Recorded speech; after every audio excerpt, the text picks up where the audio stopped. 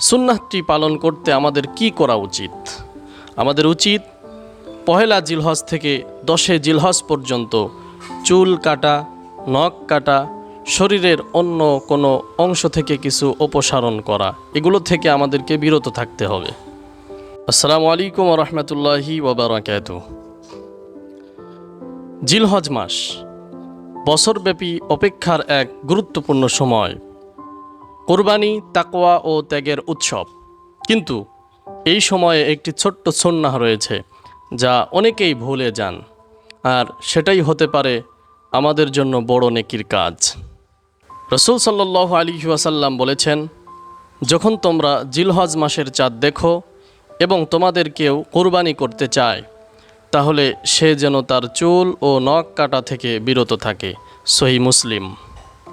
কে এই বিধান মেনে চলবে? যিনি নিজে কোরবানি করছেন, শুধু তার জন্য এই সুন্নাহ। পরিবারের পক্ষ থেকে কোরবানি দিলে পরিবারের অন্য সদস্যের জন্য প্রযোজ্য নয়। এই সুন্নাহটার মূল উদ্দেশ্য কি? যেন কোরবানি দানকারীর আত্মত্যাগের অনুভূতি জাগ্রত হয়, যেন সে নিজেকেও এক ধরনের কোরবানি হিসেবে প্রস্তুত করে।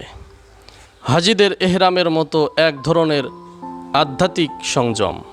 সুন্নাহটি পালন করতে আমাদের কি করা উচিত?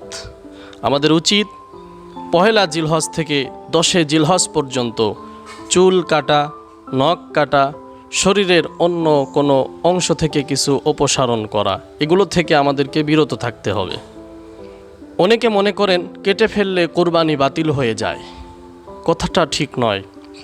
কেটে ফেললে গুনাহ হবে, কিন্তু কোরবানি বাতিল হবে না। এই আমল সুন্নাহ মুস্তাহাব, মানা উচিত। একটি ছোট্ট সুন্নাহ, কিন্তু আল্লাহর কাছে এর প্রতিদান অনেক বড় হতে পারে। এই জিলহজ্জে আসুন আমরা আমাদের চরিত্র, আমল ও নিয়ত সব কিছু সুন্দর করি। আপনি কি এই সুন্নাহ মানবেন ইনশাআল্লাহ? কমেন্টে লিখুন, আমি সুন্নাহ মেনে চলব ইনশাআল্লাহ। ভিডিওটি শেয়ার করুন যেন আরও মুসলিম ভাই বোন জানেন এই গুরুত্বপূর্ণ আমল সম্পর্কে।